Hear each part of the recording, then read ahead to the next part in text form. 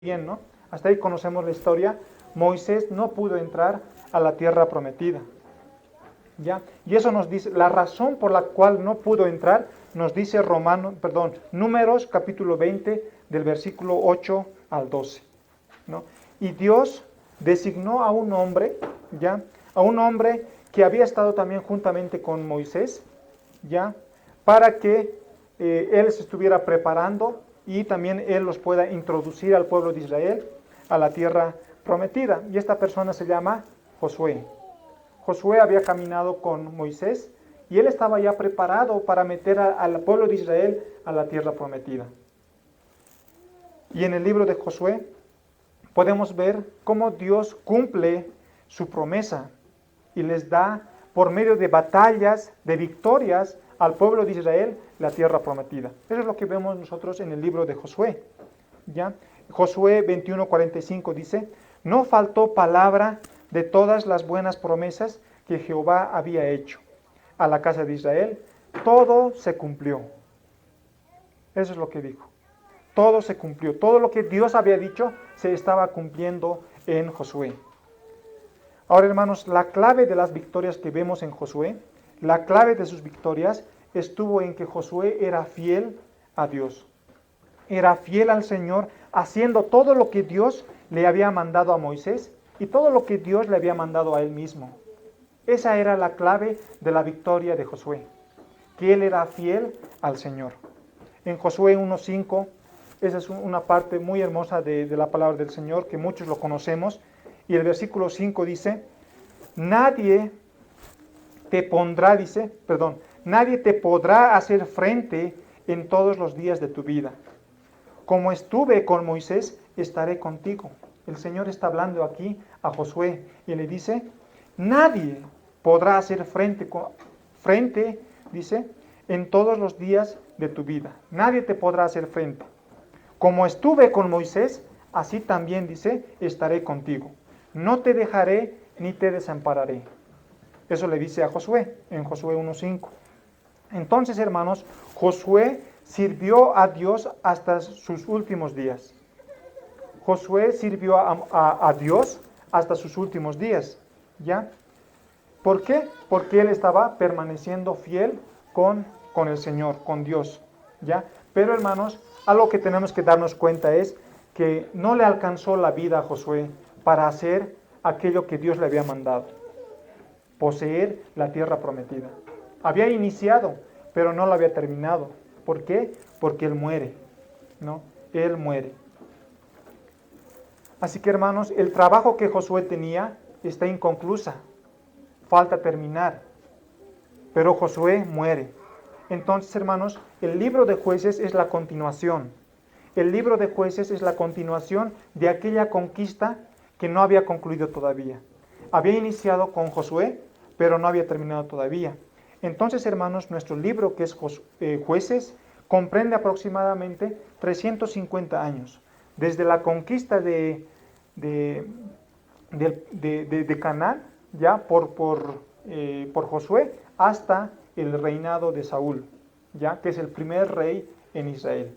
Más o menos comprende Jueces 350 años. ¿Ya? Y algo que también vimos la anterior semana con el pastor Simón, veíamos en Jueces 21:25, dice: en estos días no había rey en Israel. No había rey en Israel, cada uno hacía lo que bien le parecía, ¿no? Pero Dios, en Jueces vamos a ver que Dios enviaba a algunas personas para que gobernaran y pusieran en orden algunas cosas del país, del pueblo de Israel, ¿no? Y también estas personas tenían que liberar al pueblo de la opresión que sufrían, ¿ya? El pueblo de Israel era oprimido por todos lados. Entonces los jueces eran hombres enviados por Dios para gobernar y también para poder sacarles o librarlos de aquella opresión. Y también los jueces dirigían al pueblo de Israel y los llevaba al arrepentimiento. Eso es lo que vamos a ver en Jueces, ¿no? Y, hermanos, nosotros vamos a recordar algo, ¿no? Un pacto ¿no? Un pacto que Dios hizo en Levítico 26, ¿no? Y quisiera que puedan poner atención, hermanos, a este pacto que Dios hace con su pueblo. En Levítico 26, 9 al 13, dice, Dios está hablando aquí a su pueblo y dice, porque yo me volveré a vosotros y os haré crecer y os multiplicaré y afirmaré mi pacto con vosotros. Comeréis lo añejo de mucho tiempo y pondréis fuera lo añejo para guardar lo nuevo. Y pondré mi morada en medio de vosotros, y mi alma no os abominará. Y andaré entre vosotros, y yo seré, dice, vuestro Dios. Y vosotros seréis mi pueblo. Yo, Jehová, vuestro Dios, que os saqué de la tierra de Egipto, para que no fueseis sus siervos, y rompí las coyundas de vuestro yugo, y os he hecho andar con el rostro erguido. Ese es prácticamente el pacto básico, ¿no? A la cual Dios había hecho con su pueblo. Entonces, hermanos, en base a este pacto, lo que va a tratar Jueces es cómo Dios es fiel a su pacto, pero a la vez tiene que amar al pueblo que es rebelde.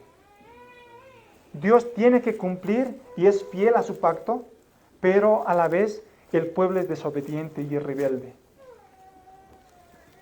Y eso es lo que va a tratar el libro de Jueces, ¿no? He titulado a este sermón, hermanos, aquellos que toman apuntes, Una obediencia a medias. El título de este sermón es Una obediencia a medias.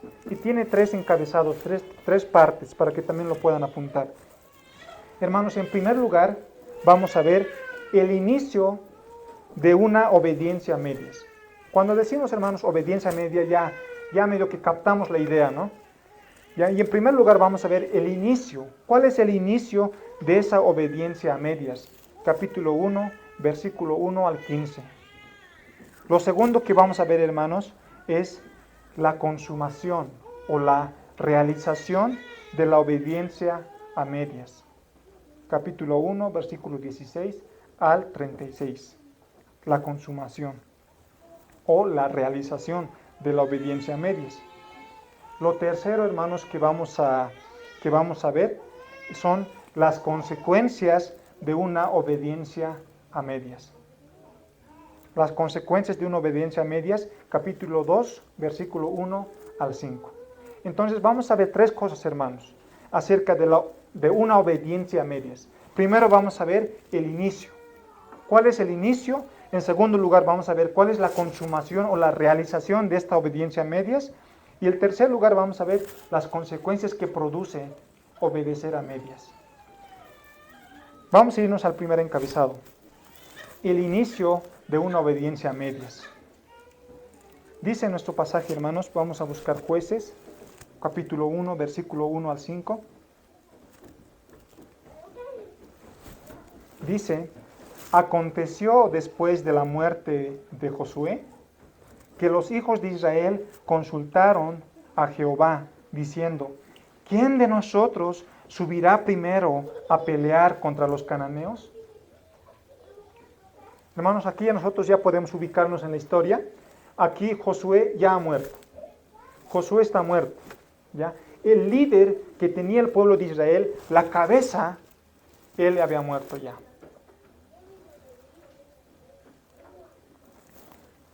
El pueblo ha llorado. El pueblo, ¿por qué? Porque su líder ha muerto, Josué. Pero, hermanos, algo que tenemos que también ver es que con la muerte de alguien, de un líder, no puede parar el ministerio, no puede parar lo que Dios ha mandado, ¿no? Y así que el pueblo de Israel tenía que continuar, a pesar de que su líder ha muerto ya, ¿no? Entonces, ellos estaban de luto, ¿ya? Pero ellos se quitan el luto, ellos ya tienen que arreglarse, ya. Tenemos que seguir, ¿no? Y esa es la actitud que continúa en el pueblo de Israel. Josué ha muerto, tenemos que continuar. Vamos a seguir conquistando la tierra prometida, ¿no? Y dice que los hijos de Israel consultaron a Jehová. ¿no? Hasta aquí está todo bien, hermanos. Si ustedes ven, aquí el pueblo hace lo mismo que Josué hacía. Josué consultaba a Jehová todo lo que iba a hacer. Dios le respondía y Josué lo hacía. Y le iba fenomenal. ¿Por qué? Porque le daba victoria. ¿Ya? Porque cumplía lo que Dios hacía. Entonces hasta aquí está bien porque el pueblo dice consultaron a Jehová, ¿no? Consultó a Jehová, ¿ya? Y están en lo correcto. Y dice Jehová respondió, ¿no? Y si ustedes leen en su Biblia, dice Jehová respondió, el versículo 2, dice, ¿cuál es la respuesta que Jehová le da? Judá subirá. Ellos dicen, ya, vamos a continuar. Van donde Dios y le dicen, Jehová, Señor, ¿qué vamos a hacer? ¿Quién va a subir primero? ¿No? Y el Señor le responde, Judá va a subir primero. Judá va a subir primero, ¿no? Entonces dice, versículo 2, y Jehová respondió, Judá subirá. He aquí que yo he entregado la tierra en sus manos. Aquí está diciendo que ya le he dado la victoria a Judá. Él va a subir primero, ¿no? Jehová aquí da la instrucción clara, ¿no? Cuando le preguntan, Señor, ¿quién va a subir? Dice Judá, que era la tribu en esos tiempos más grande. Era la tribu más grande y dice Judá va a subir. ¿Por qué vuelvo a repetir una y otra vez? Porque quisiera que puedan comprender esa partecita, ¿no? La instrucción de Dios es que Judá suba. Judá va a empezar a conquistar primero. Versículo 3, que continúa, dice, y Judá dijo a Simeón, su hermano, sube conmigo al territorio que se me ha adjudicado, y peleemos contra el cananeo, y yo también iré contigo al tuyo. Y Simeón fue con él. Hermanos, ¿qué había dicho Dios? ¿Qué había dicho Dios con respecto a quién subirá primero? Judá. Judá tenía que subir primero. Ahora, ¿por qué Judá quiere involucrar a su hermano Simeón? Porque inmediatamente en el versículo 3 vemos que Judá va donde Simón y dice, Simeón, vamos a pelear conmigo. Esta es mi batalla, ayúdame en esta batalla, y cuando tú pelees tu batalla, yo voy a ir contigo. Es lo que está diciendo en otras palabras. Aquí, hermanos, podemos ver que está empezando a mostrar aquí el pueblo de Israel, Judá particularmente, una cierta desconfianza delante de Dios. Dios le había dicho, ustedes van a subir. Judá va a subir primero. Y Judá, en su desconfianza, ellos dicen a su hermano Simeón, sube conmigo. Y cuando tú vayas a pelear, yo voy a ir contigo. ¿Cuál es el pensamiento que aquí probablemente, hermanos, no podemos meternos a la mente de Dios, de cómo piensa Dios, pero sí tal vez podemos deducir qué piensa el hombre, qué pensaríamos nosotros en su lugar? Lo que yo pensaría sería, yo tengo una batalla de 1 contra 5. Tengo más probabilidades de perder. Mejor llevaré a mi compañero y vamos a hacer 2 contra 5. Ahí tenemos más oportunidades de vencer y salir victoriosos. Podemos asumir, hermanos, que Judá piensa de esta manera. Dios le había dicho, Judá va a subir primero. Judá dice a Simeón, Simeón, sube conmigo a pelear. Y cuando tú pelees, yo voy a ir contigo. Ahí, hermanos, ya empieza a mostrar Judá, empieza a mostrar cierta debilidad, cierta desconfianza en lo que Dios le había dicho.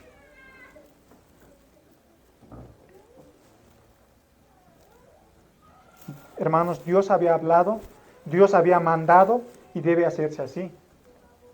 Si Dios dijo que les iba a dar la victoria en el versículo 2, no importaba la cantidad que suban.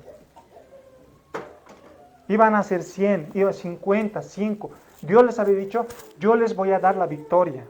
Ellos debían de confiar y debían hacer a la manera de Dios.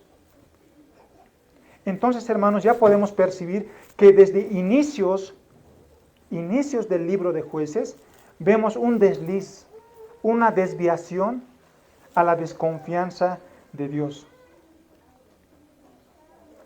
Y eso, hermanos, es importante notar. Aquí ya vemos al inicio que hay un desliz ya. Al empezar todavía, ya el pueblo de Israel, Judá particularmente, está desconfiando de Dios. Y eso, hermanos, les va a llevar a consecuencias más grandes y desastrosas, como vamos a ver en el libro completo. Versículo 4, hermanos, dice: y subió Judá, y Jehová entregó en sus manos al cananeo y al fereceo, e hirieron de ellos a Besec, Besec es la ciudad, a 10,000 hombres.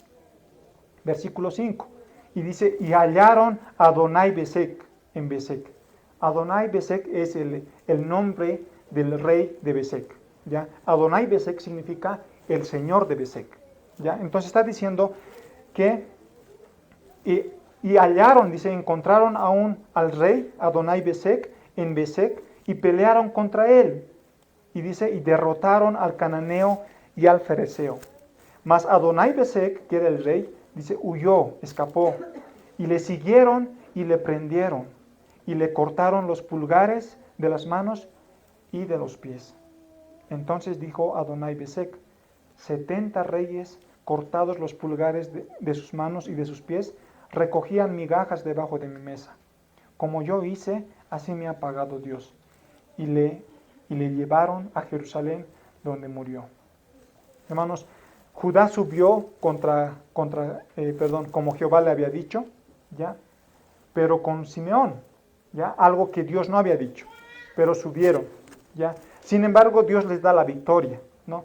Nos dice que mataron a 10,000 hombres en Besec, ya que era la ciudad. Y el versículo 5, hermanos, dice que hallaron a Adonai Besec, el señor de Besec, o sea, el rey de Besec, de esta ciudad cananea, ¿no? ¿Quién era el rey de esa ciudad? ¿Ya? Dice, y pelearon contra él y lo derrotaron, dice. Mas este rey, él dice, escapó. Él dice, huyó. ¿Ya? Pero el Judá le sigue y lo atrapan. Y dice, ¿qué hace? Dice que le cortaron los pulgares de las manos y de los pies.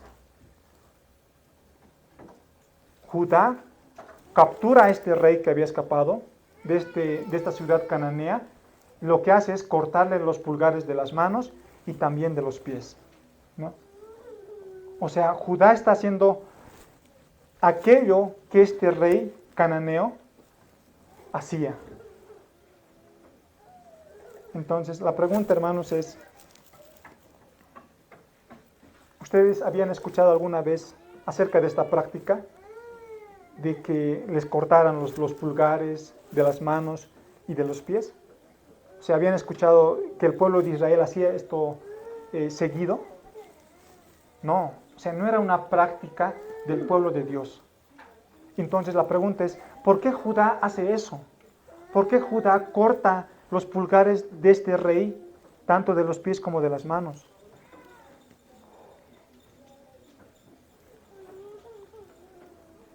Esta práctica, hermanos, era solamente de los cananeos. Solamente los cananeos hacían esta práctica de cortar los pulgares de los pies y de las manos, ¿no? ¿Por qué? Porque el versículo 7, hermanos, dice que este rey hacía esta práctica. Este Adonai Besec hacía esta práctica, porque él mismo dice, ¿no? El versículo 7 dice, entonces dijo Adonai Besec, 70. Hermanos, imagínense ustedes, hermanos, 70 reyes a los cuales él había conquistado. Él había cortado sus pulgares de las manos y los pulgares de sus pies. Cortados los pulgares de sus manos y de sus pies, dice, recogían las migajas debajo de mi mesa. Y él dice, como yo hacía, así me ha pagado Dios. Y le llevaron a Jerusalén, donde murió. ¿Qué significaba esta práctica de cortar los pulgares de los pies y de las manos? Hermanos, el dedo pulgar en los pies te da el equilibrio para estar de pie. Por eso es importante los pulgares de los pies, porque te da el equilibrio, ¿no? Y el pulgar de la mano te da la seguridad para poder agarrar las cosas. Entonces, al cortar los pulgares, hermanos, estaba demostrando o estaba haciendo a estos hombres inservibles, porque no podían sostenerse en sus pies y tampoco podían agarrar las cosas en sus manos. Prácticamente estos hombres no servían ya para nada, ¿no? Y dice 70 reyes recogiendo de las migajas de la mesa de este hombre, de Adonai Besek. Esa era una humillación para ellos, ¿no? Para estos 70 reyes que habían sido conquistados por este hombre. Entonces podemos decir más o menos que Israel actuó de esta manera, ¿no? Cuando le capturaron a este rey, Adonai Besek, le dijeron, así como tú hiciste a aquellos, nosotros te lo haremos a ti. Y lo mismo hizo Judá a este hombre, a este rey, ¿no? Le cortaron los pulgares de los dedos, perdón, de las manos y también de los pies. Y este hombre, Adonai Besek, reconocía que esto venía de parte de Dios. Hermanos, venía de parte de Dios lo que Judá hizo con él. Jehová no le mandó a hacer eso, pero Judá hizo aquello. Ahora, hermanos, nosotros podemos pensar, ¿qué es justo? ¿No? Si un hombre hizo eso a 70 hombres y los dejó vivir para que comieran de las migajas que caían de su mesa, es justo que le hagan lo mismo a él. Nuestro pensamiento es así, ¿no? Si a mí me han robado, igual que les roben, ¿no?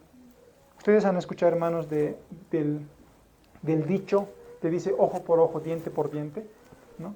Y uno puede decir, está bien, es correcto, digamos, qué bien que lo han hecho así a él.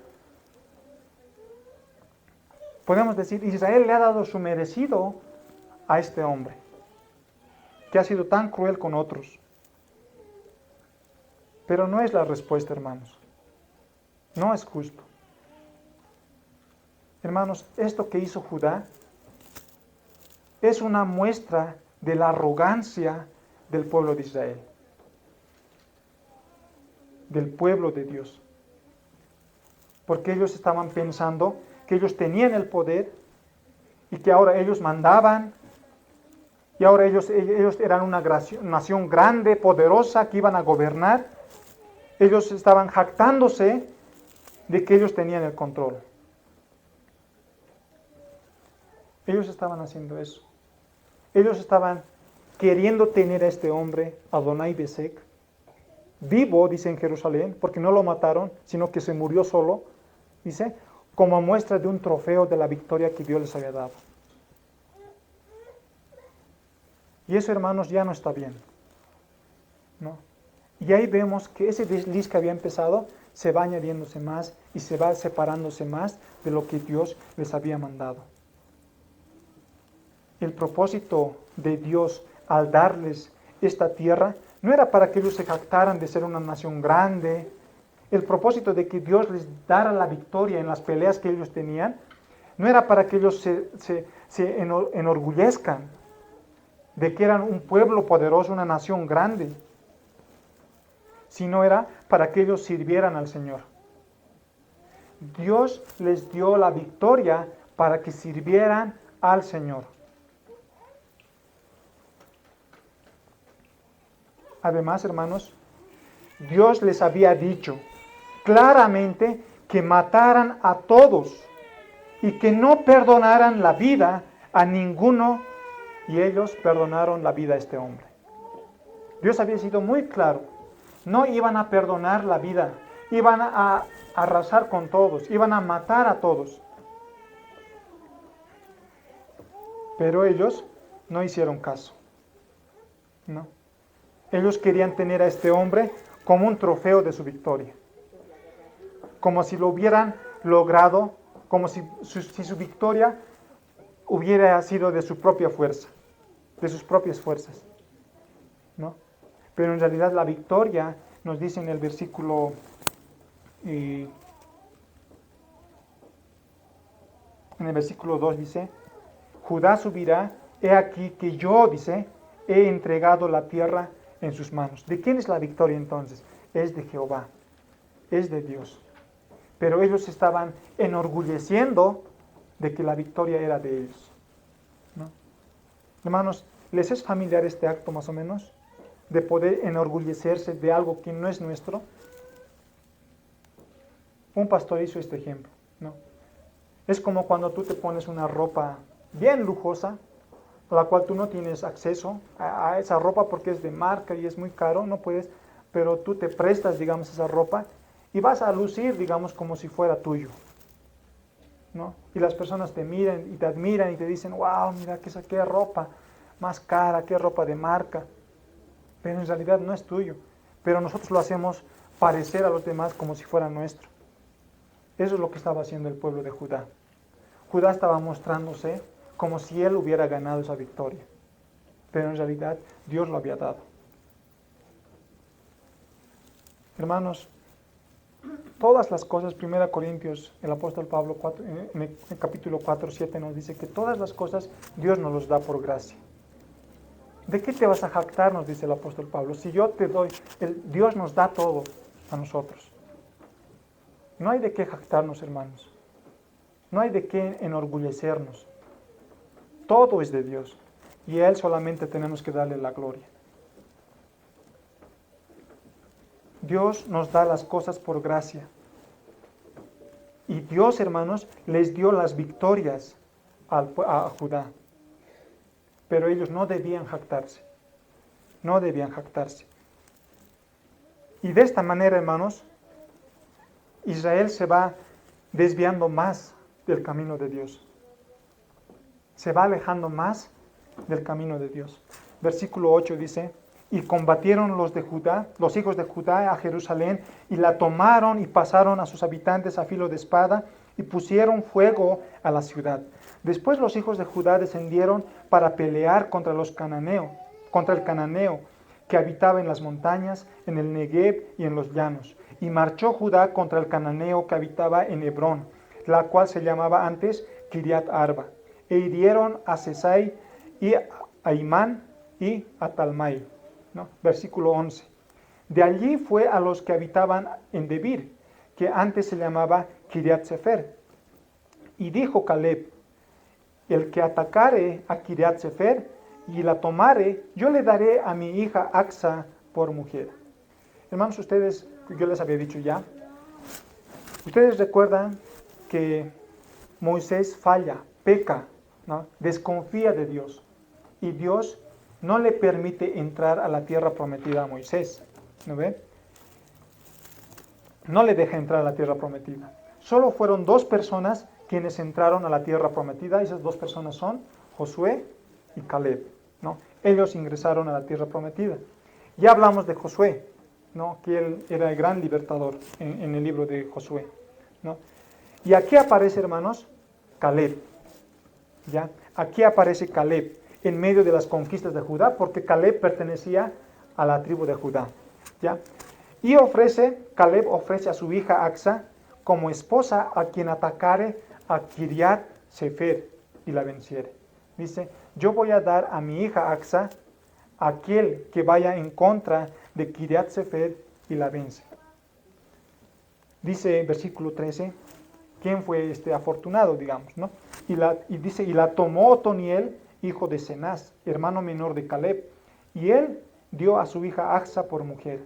Y cuando ella se iba con él, la persuadió que pidiese a su padre un campo, y ella se bajó del asno, y Caleb le dijo, ¿qué tienes?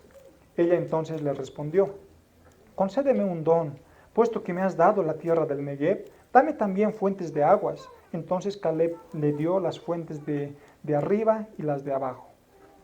Hermanos, aquí aparece un nuevo personaje, Otoniel, ¿no? Más adelante vamos a hablar de este Otoniel, ¿no? Pero aquí ya más o menos introduce, ¿no? Otoniel aquí aparece en contraste de la confianza de Dios que no tuvo Judá. Otoniel, dice, peleó solo mientras Judá tuvo que buscar un compañero. Otoniel confió en las promesas de Dios de que ciertamente lo iba a bendecir, ¿no? Y eso nos muestra a nosotros lo importante que iba a ser Otoniel más adelante. Otoniel sería uno de esos pocos jueces que fueron ejemplares en Israel. Otoniel sería uno de esos jueces, pocos jueces, que iban a ser ejemplares en Israel, ¿no? Entonces vamos a pasar, hermanos, a la segunda parte, al segundo encabezado, la consumación o la realización de la obediencia a medias. Estamos hablando de la obediencia a medias, ¿no? Versículo 1, 16 al 36. Versículo 16 dice: y los hijos del Ceneo, suegro de Moisés, subieron de la ciudad de las palmeras con los hijos de Judá al desierto de Judá, que está en Negev, cerca de Arad, y fueron y habitaron con el pueblo. Y fue Judá con su hermano Simeón, y derrotaron al cananeo que habitaba en Cefat, y la asolaron, y pusieron por nombre a la ciudad Orma. Versículo 18. Tomó también Judá, seguimos en Judá, en la tribu de Judá, tomó también Judá a Gaza con su territorio, Ascalón con su territorio, y Ecrón con su territorio. Y esta parte es importante, hermanos, versículo 19. Y Jehová estaba con Judá. Y Jehová estaba con Judá, quien arrojó a los de las montañas, pero dice, mas no pudo arrojar a los que habitaban en los llanos, los cuales tenían carros herrados. O sea, se refiere a carros de hierro, de fierro, ¿ya? Hermanos, Dios le había dicho por medio de Josué, si ustedes buscan en sus Biblias, en Josué 17, 18, ¿ya?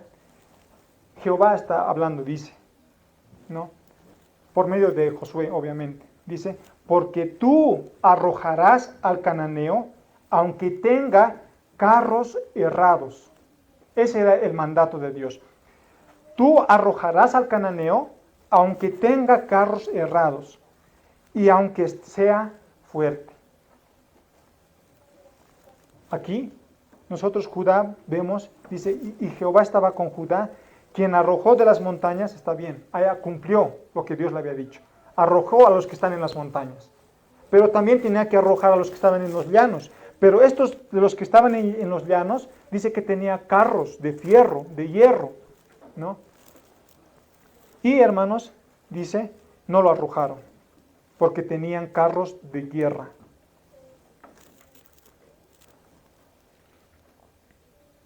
Entonces aquí vemos en Jueces que vemos que el pueblo no pudo arrojar a los que tenían carros, ¿no? Carros de guerra, ¿no? La pregunta es, ¿será que ellos no pudieron arrojarlo? ¿O es que no quisieron arrojarlo? Ellos porque Dios les había mandado, aunque tengan, dice, ¿no? Aunque tengan carros errados, ustedes, aunque sea fuerte, ustedes los van a arrojar. Ahora, en Judá, ¿no pudieron arrojarlo o es que no quisieron arrojarlo? Si ellos, hermanos, hubieran querido arrojarlo, hacerlo, Jehová estaba con ellos. Dios iba a ser fiel a su pacto y los iba a arrojar. Arrojar significa eliminar, matarlos. Entonces, hermanos, podemos deducir que ellos no quisieron hacerlo.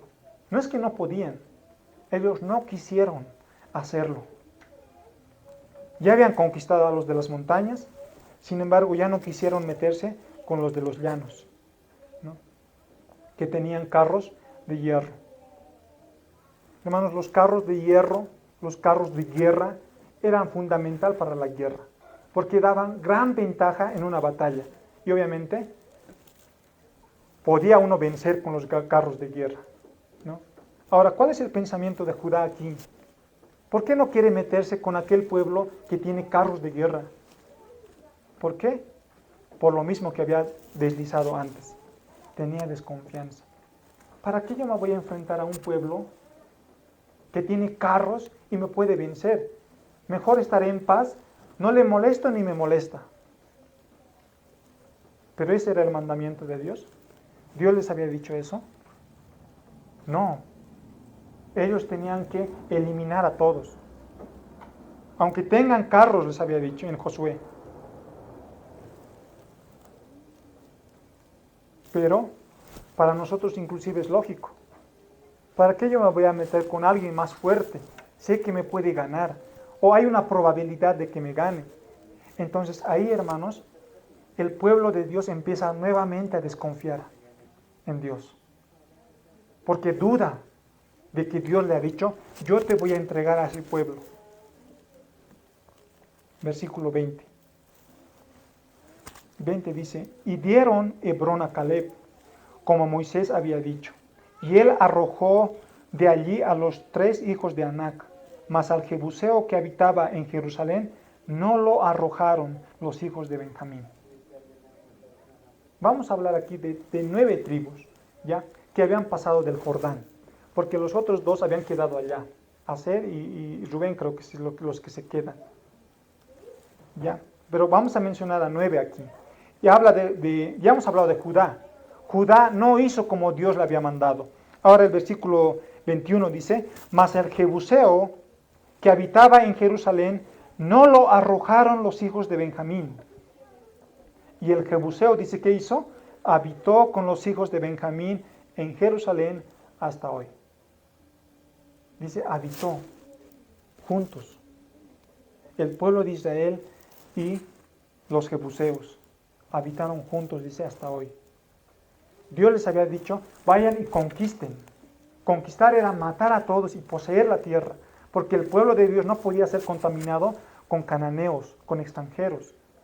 Ese era el mandamiento. Pero ¿qué hace Benjamín? Judá ya sabemos que no cumplió, -1. Vamos a Benjamín. Benjamín habitó con ellos, con los hijos de Benjamín, hasta hoy. Versículo 22. También la casa de José subió contra Betel, y Jehová estaba con ellos. Y la casa de José puso espías en Betel, ciudad que antes se llamaba Luz, y los que dice espiaban, vieron a un hombre que salía de la ciudad y le dijeron, muéstranos ahora la entrada de la ciudad y haremos contigo misericordia. Y él les mostró la entrada a la ciudad e hirieron a filo de espada, pero dejaron ir a aquel hombre con toda su familia. Dejaron ir a un hombre con toda su familia. Dice, y se fue este hombre a la tierra de los Geteos y edificó una ciudad a la cual llamó Luz, y este es su nombre hasta hoy. ¿La casa de José cumplió con el mandato de Dios? No. Si bien eliminó a todos, dejó sobrevivir a uno. Lo dejó ir. Y dice que de este hombre se edificó una ciudad, que se llama Luz también, que permanece hasta hoy. Versículo 27. Vámonos a otra tribu. Tampoco Manasés arrojó a los de Betzán, ni a los de sus aldeas, ni a los de Tanac y a sus aldeas, ni a los de Dor y a sus aldeas, ni a los habitantes de Ibleam y sus aldeas, ni a los que habitan en Megiddo y en sus aldeas. Y dice, hermanos, hablando de Manasés, y el cananeo persistía en habitar en aquella tierra. Pero cuando Israel se sintió fuerte, dice, cuando Israel se sintió fuerte, hizo al cananeo tributario, mas no lo arrojó. ¿Manasés cumplió con el mandato de Dios? ¿De poseer la tierra y de conquistar la tierra? No. Aquí ¿saben qué hizo, hermanos? Dice, los hizo tributarios. ¿Saben qué significa eso, hermanos? Los dejó vivir. ¿Para qué? Para que le den tributos, para que paguen impuestos. Dice, mas no los arrojó. Hermanos, aquí podemos ver un pequeño resumen del fracaso de Israel. Ellos se creían fuertes, grandes por las victorias que tenían, y veían a las demás ciudades como pequeños, insignificantes ciudades. Y decían, hasta los podemos humillar. ¿Qué son ellos para nosotros? Nosotros estamos aquí arriba y tenemos el control sobre ellos. Vamos a hacer algo mejor. No los vamos a matar. Mejor haremos que ellos nos paguen impuestos a nosotros. Muertos no nos sirven de nada. Pero vivos haremos que tributen y nos fortaleceremos más económicamente.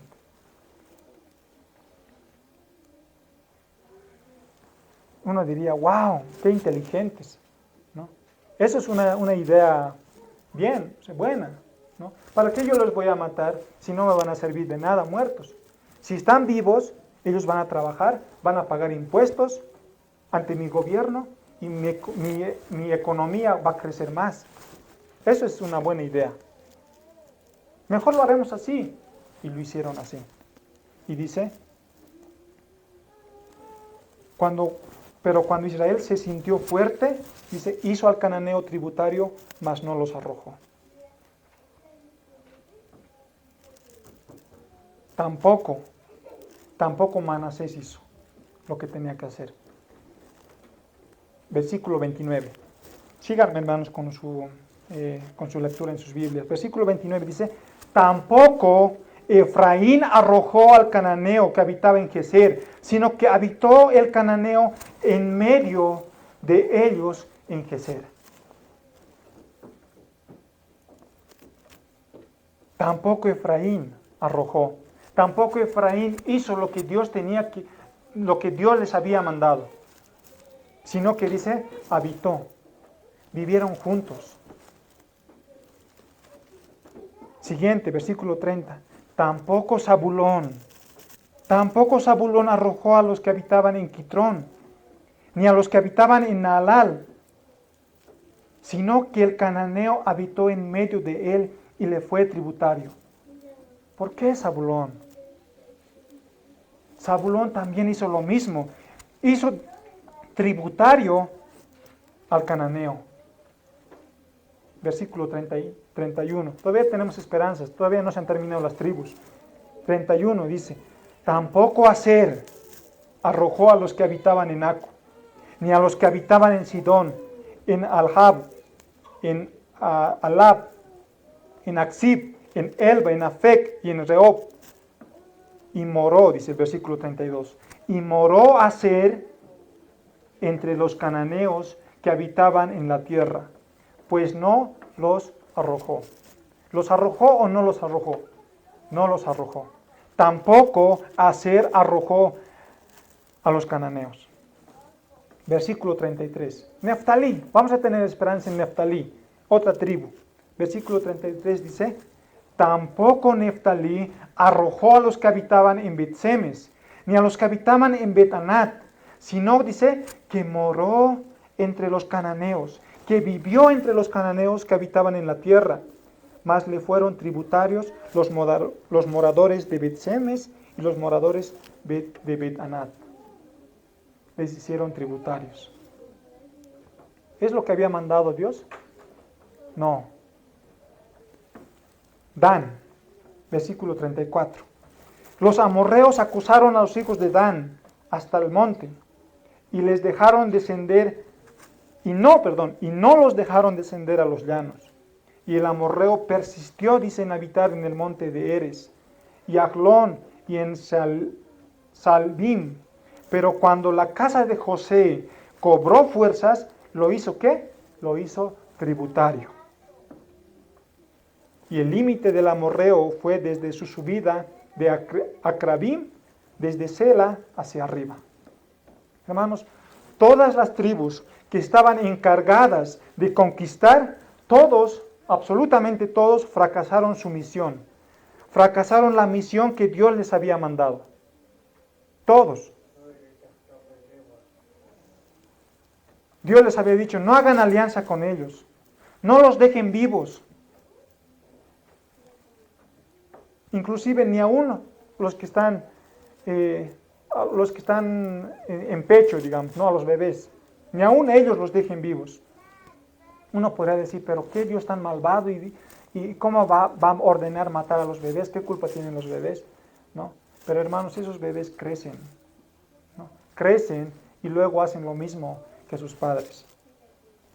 Hermanos, esto era un juicio de parte de Dios. Lo que aquí estamos viendo, en los mandatos que Dios había dado al pueblo de Israel para que vayan y conquisten la tierra prometida, y eliminen a todos los cananeos que estaban viviendo en la tierra prometida, era parte del juicio de Dios. Y hermanos, Dios no juzga parcialmente. El juicio de Dios no es parcial. Dios le había ya dado tiempo para que se arrepientan. Aquí Dios estaba ejecutando su juicio. Estaba ejecutando su juicio. Lo que estaba haciendo Israel es hacer menos la justicia de Dios. Diciendo, por ejemplo, más o menos, ¿no? Nosotros somos más justos que Dios. Dios es un Dios despiadado. Es muy radical Dios.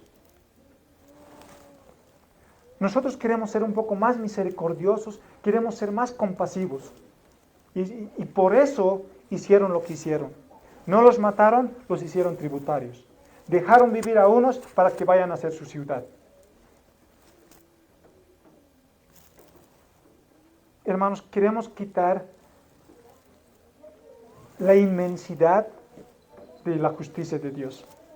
Queremos aminorar, queremos achicar la justicia de Dios. Hermanos, nosotros también podemos caer en aquello. No vamos a decir aquello, no, Dios es un Dios malo, es muy rígido. No vamos a decir eso, pero con nuestros actos, hermanos, podemos llegar a aquello. Podemos llegar a aquello. Dios dice que castigará el pecado. Todos eso sabemos, ¿no? Dios va a castigar el pecado. Romanos, el apóstol Pablo nos dice, porque la paga del pecado es muerte. Eso nos dice el Señor. Pero nosotros, hermanos, o hay gente, hay iglesias, ¿ya?, que no hablan del pecado. ¿Por qué? Porque tienen miedo de que la gente ya no vuelva, de que la gente ya no venga a la iglesia. Hermanos, cuando ustedes ven a un hermano pecar, no pueden ir y decir, no pasa nada, tranquilo, solamente es un pecado, Dios es amor, Él te va a perdonar tus pecados. Hermanos, no podemos ir así ante un hermano. El pecado es serio. Nosotros tenemos que confrontar al hermano y decir, estás pecando. Y delante del Señor eso es desagradable.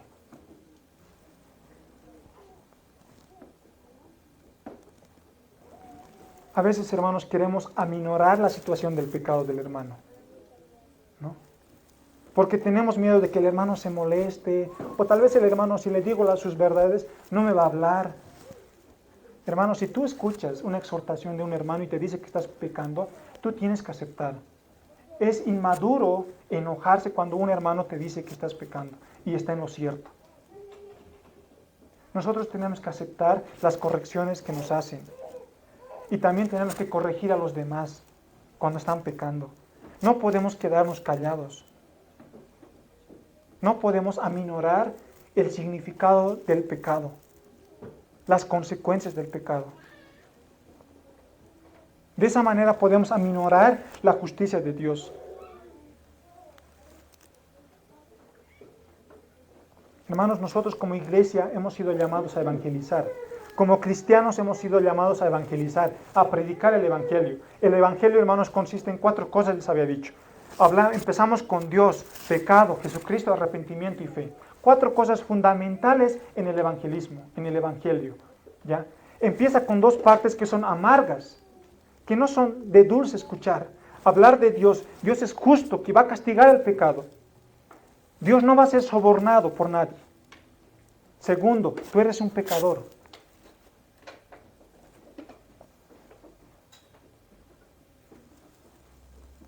Tú eres un pecador y estás endeudado completamente ante la justicia de Dios. Tienes una deuda impagable. ¿Quién quiere escuchar eso, hermanos? Cuando vamos a evangelizar a la calle y decirle a una persona, eres un pecador, ¿les gusta escuchar eso a ellos? No. Pero Dios nos manda que nosotros prediquemos de esa manera. Empecemos con Dios, de pecado. ¿Para qué? Para que nosotros podamos sentirnos mal por nuestro pecado. Reconocer aquello que hace nuestro pecado. Para poder recibir las buenas nuevas y decir, hay solución ante eso. Hay solución ante eso. Hermanos, si yo les digo que hay una cura especial, un antídoto especial para el cáncer, Si yo les digo, ustedes se van a alegrar y van a decir, qué bien por aquellos que están de cáncer, les va a ayudar y les va a ir bien. Y van a sentirse bien. Pero si tú estás con cáncer y yo te digo que esta es la solución a tu vida y vas a vivir por este antídoto, tú vas a saltar de alegría. Vas a llorar de alegría. ¿Por qué? Porque esa cosita te va a dar vida. Y eso es lo que hace el Evangelio, hermanos.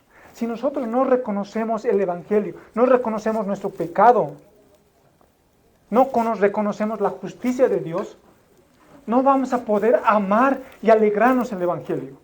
De que Cristo vino a este mundo a pagar el precio que nosotros teníamos que pagar. Y que nos podemos apropiar de esa justicia a través del arrepentimiento y de la fe. No vamos a poder. Necesitamos siempre la parte amarga para poder amar lo bello. Dios nos manda a empezar así, cuando evangelizamos. Dios es justo, eres un pecador. Pero ¿qué hacemos nosotros? Nosotros vamos y decimos, ¿ustedes han escuchado de esa clase del evangelismo que dice, Dios tiene un plan maravilloso para ti? Dios te ama. Eso es actuar como los jueces, hermanos. No hacer como Dios lo había mandado, como Dios lo ha mandado. Y eso es, hermanos, lo que estamos viendo en los jueces. Israel estaba reduciendo el carácter de la justicia de Dios. Y no solamente eso, sino que ellos estaban desobedeciendo a Dios. Lo que había empezado, hermanos, al inicio, lo que había empezado con un pequeño desliz, ahora se ve que ese fracaso fue rotundo. No conquistaron nada. Pero alguien diría, a final de cuentas, conquistaron. Están en la tierra prometida. ¿O no? Uno diría, sí, están en la tierra prometida. Están ahí. ¿La conquistaron? Sí, la conquistaron. Entonces, ¿cuál es el problema? Si al final al cabo ellos conquistaron y hicieron lo que Dios les había mandado, ¿cuál es el problema? Hermanos, el problema no era la forma en la que hicieron. Cuando hablamos, hermanos, de obedecer a Dios, hermanos, esto quisiera que escuchen bien, ¿no? Cuando hablamos de obedecer a Dios, hay dos cosas que son fundamentales para obedecer a Dios. Anótense, hermanos, si es posible. La primera, hacer lo que Dios dice. Hacer lo que Dios dice. Segundo, hacerlo a la manera que Dios lo dice. Esa es la manera de poder obedecer a Dios. Hacer lo que Dios dice y también hacerlo a la manera que Dios lo dice. Israel había conquistado la tierra prometida. Es lo que Dios había dicho. Pero no lo habían hecho como Dios lo había dicho, sino a su manera, a la manera del hombre. Y eso es, hermanos, una desobediencia parcial. ¿Ahora entienden, hermanos, el título del sermón? Una obediencia a medias. Israel conquistó la tierra. Eso parece un éxito rotundo. Inclusive podemos imaginarnos, hermanos, a que los israelitas están celebrando, están haciendo fiesta. ¿Por qué? Porque han conquistado a los lugares donde tenían que conquistar.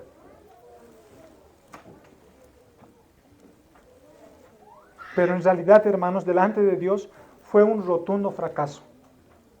Fue un fracaso total. ¿Saben por qué lo digo? Porque el capítulo 2 nos va a decir eso. Nos vamos a ir al tercer encabezado. Las consecuencias de una obediencia a medias. Ya vamos a terminar, hermanos. Capítulo 2, versículo 1 al 5. Dice, el ángel de Jehová subió de Gilgal a Boquim y dijo, está hablando el Señor, yo os saqué de Egipto y os introduje en la tierra de la cual había jurado a vuestros padres diciendo, no invalidaré jamás mi pacto con vosotros.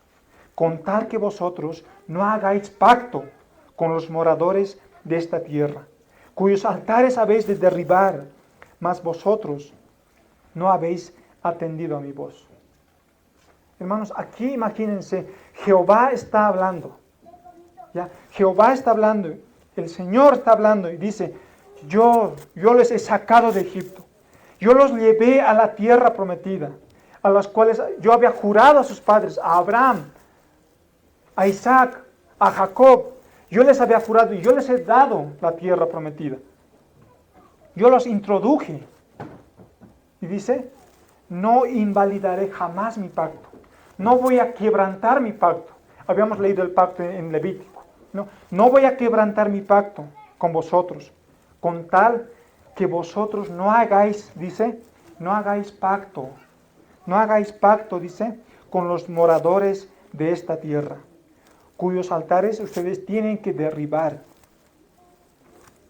Mas vosotros no habéis atendido a mi voz, no habéis hecho caso a mi voz, no me habéis obedecido a lo que yo les había dicho. ¿No? Y estas palabras de lamento de parte de Dios, de enojo de parte de Dios. ¿Por qué habéis hecho esto? Dios está diciendo, ¿por qué habéis hecho esto? Yo no les he mandado esto. ¿Por qué habéis hecho esto? Versículo 3. Por tanto, yo también digo, no los echaré de delante de vosotros, sino que serán azotes para vuestros costados, y sus dioses os serán tropezadero. Está diciendo, ahora, como ustedes viven con ellos, con los cananeos, con los que no son creyentes, como ustedes se han mezclado, yo no los voy a liberar de ellos. Ustedes van a sufrir con ellos. Eso es lo que le está diciendo. Ellos les van a causar problemas a ustedes. Y el desarrollo de esta historia lo vamos a ver en todo el libro de los Jueces. ¿Será que Dios les va a librar de en medio de ellos? Porque están viviendo ya juntos con los cananeos. Dice, y sus dioses os serán tropezadero. Dice que estos dioses en el original van a estar lanzando redes ante los hijos de Dios y van a ser cautivos ante estos dioses. Van a ser tentados a seguir a estos dioses. Y dice, yo no los voy a librar. Ustedes se han metido ahí. Y dice, versículo 4, cuando el ángel de Jehová habló estas palabras a todos los hijos de Israel, el pueblo alzó su voz y lloró. Y llamaron el nombre de aquel lugar Boquim, y ofrecieron allí sacrificios a Jehová. Y aquí ustedes se han dado cuenta que se hace mención al ángel de Jehová. Y hermanos, hace alusión a nuestro Señor Jesucristo. Nuestro Señor Jesucristo se manifiesta en el Antiguo Testamento con el nombre del ángel de Jehová. El ángel de Jehová es nuestro Señor Jesucristo. Y este ángel está para recordarles el pacto de Dios y su fidelidad. La pregunta es, ¿cómo Dios puede ser fiel a su pacto y a la misma vez bendecir y amar a un pueblo rebelde? Yo les decía, de eso va a tratar Jueces. ¿Cómo Dios puede ser fiel a su pacto? No quebrantar su pacto, pero a la vez amar y bendecir a su pueblo, pero un pueblo rebelde y desobediente. Entonces Dios va a encontrar la manera, va a encontrar en Él, en Cristo, esa manera para que Él siga siendo fiel a su pacto y a la vez pueda amar a un pueblo obediente. ¿No? Porque va a ser este hombre que un pueblo desobediente pueda ser obediente. Los muchos jueces que vamos a ver en Jueces, en el libro de Jueces, vamos a ver varios jueces, ya, de uno que es bien, como Otoniel, como Jefté, digamos, pero que vamos a ir a jueces terribles en Jueces, cuando vamos a ir examinando este libro. ¿no? En los próximos domingos.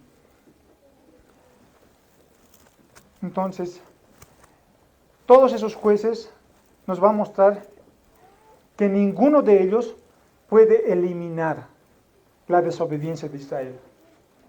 Dios va a librar,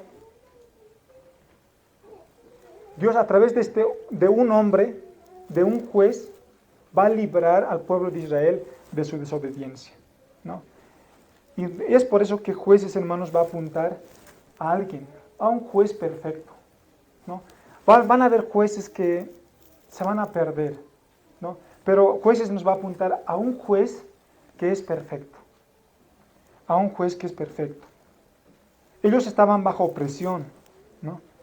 Bajo opresión y opresión. Y Dios iba a mandar jueces, ¿para qué? Para librarles de la opresión.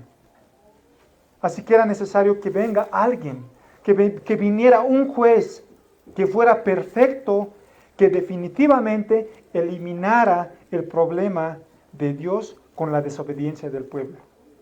Era necesario que viniera uno que fuera perfecto, sobre quien caería la culpa, siendo justo y mediante el cual el pueblo puede ser librado. Era necesario que venga un juez perfecto. Hermanos, ninguno de los jueces puede hacer eso. Ninguno de los jueces que nos va a mostrar este libro puede hacer eso. Librarnos de la desobediencia, librarnos del pecado. Y es aquí que Jueces, como les decía, va a apuntar a Jesús. Apunta al Evangelio de nuestro Señor Jesucristo. Así que Jueces, hermanos, trata de cómo Dios envía al juez que puede resolver el problema de Dios y su pacto con un pueblo desobediente, ¿no? Cristo, hermanos, el Evangelio de Cristo es la respuesta a esa pregunta, de cómo Dios va a ser fiel a su pacto, pero también amar a un pueblo rebelde. Cristo va a ser la respuesta. Y Cristo es la respuesta en la cruz del Calvario. Hermanos, vamos a ver algunas aplicaciones, ¿no? Hermanos, nosotros debemos hacer las cosas que Dios nos dice, obedecer a Dios, pero debemos hacerlos a la manera que Dios lo dice, ¿no? Eso lo hemos aprendido ahora, ¿no? Lo han anotado también. Hacer las cosas que Dios dice a la manera que Dios lo dice. Aunque el camino, hermanos, sea difícil, aunque el camino sea largo, aunque el camino sea pedregoso, tenemos que seguir el camino que Dios nos dice. No podemos tomar atajos. Tenemos que continuar. Segundo, hermanos, no podemos hacer negociaciones con el pecado. No podemos negociar con el pecado. Un puritano llamado John Owen dice: mata al pecado o el pecado te matará a ti. No podemos, hermanos, convivir con el pecado. El apóstol Pablo nos exhorta en muchos pasajes acerca de huir del pecado. Nos dice que debemos escapar del pecado. Debemos de correr. Literalmente está hablando aquí. Debemos de huir, escapar, correr del pecado. No nos dice luchen, batallen con el pecado. A ver, ¿hasta dónde llegan? No, dicen huyan, escapen. Es lo que nos dice el apóstol. Otro hombre de Dios, John Stott, dice, bueno, él nos proporciona una aplicación crucial. Se los voy a leer. Dice: es cierto que se nos dice que resistamos al diablo para que huya de nosotros, pero debemos reconocer el pecado como algo peligroso para el alma.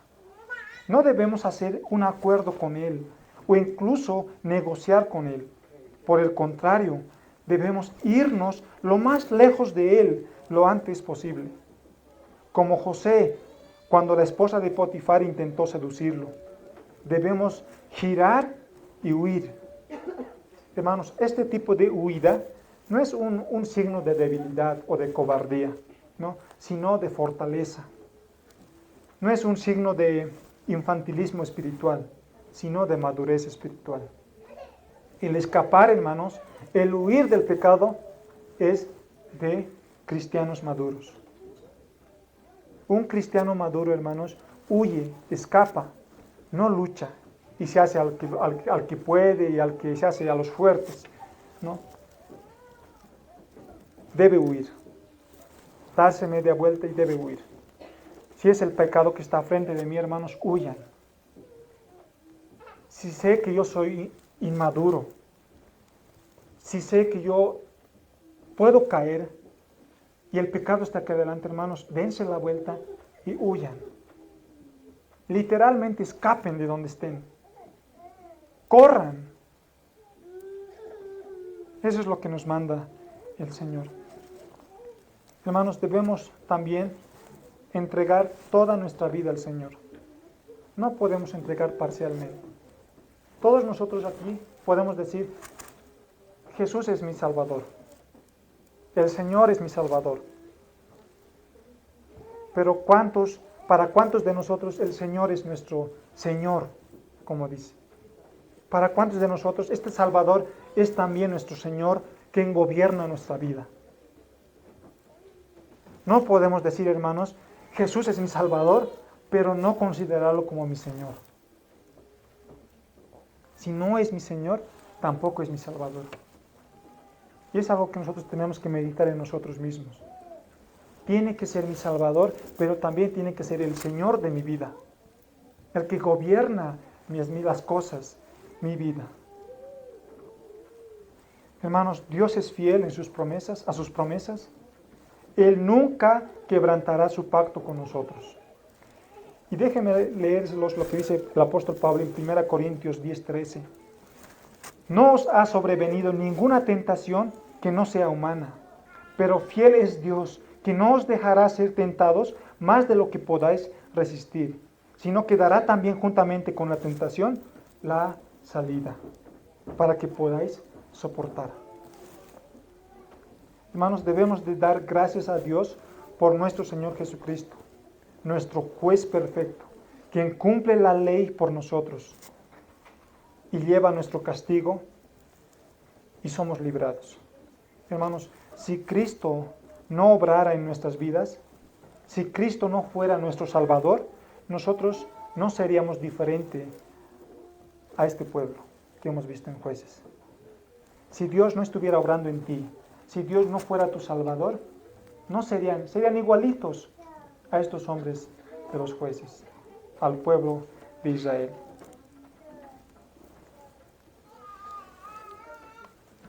Si hay alguno aquí que todavía no es cristiano, que no es cristiano todavía, ¿no? Tal vez nos está visitando o está mucho tiempo ya con nosotros, pero no ha conocido al Señor, ¿no? Déjame decirte que la ira de Dios está sobre ti. Si tú no eres cristiano, la ira de Dios está sobre ti. Tú aún estás endeudado completamente con la justicia de Dios.